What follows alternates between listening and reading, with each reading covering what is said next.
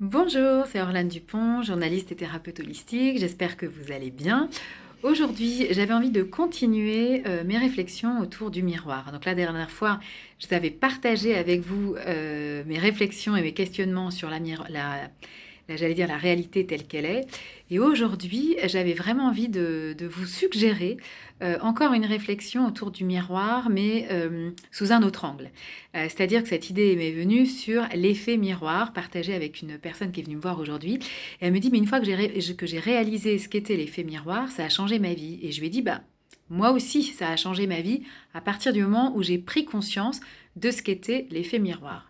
Alors, le point de vue d'aujourd'hui, il est un petit peu différent de la réalité telle qu'elle est. Là, la réflexion du jour, c'est plutôt autour du miroir, dans le sens où quelqu'un me parle, va m'agacer.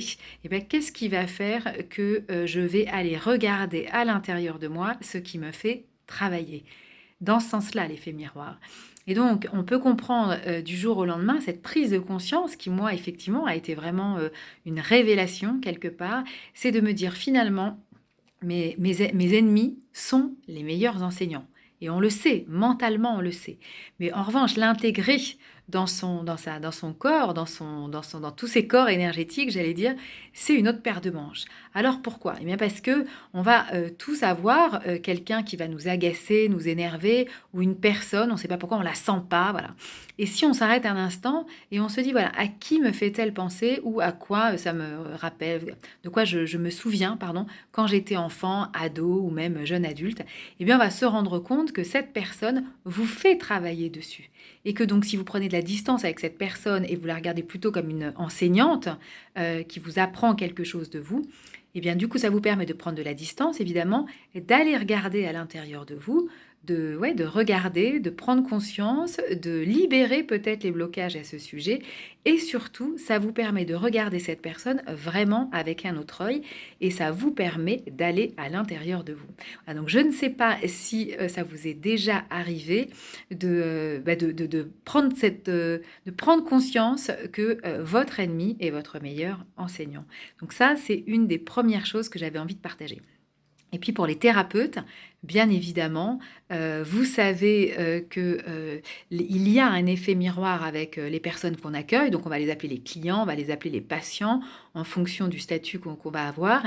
Mais en tout cas, ces personnes accueillies, avec bienveillance, bien évidemment, sont des personnes qui vont nous permettre parfois de réagir. Donc on va réagir soit avec bienveillance, ça c'est la plupart du temps, et parfois elles vont nous irriter, ou parfois elles vont nous irriter, ou parfois on va se dire mais quelque chose qui me dérange ou pourquoi ça me renvoie à moi.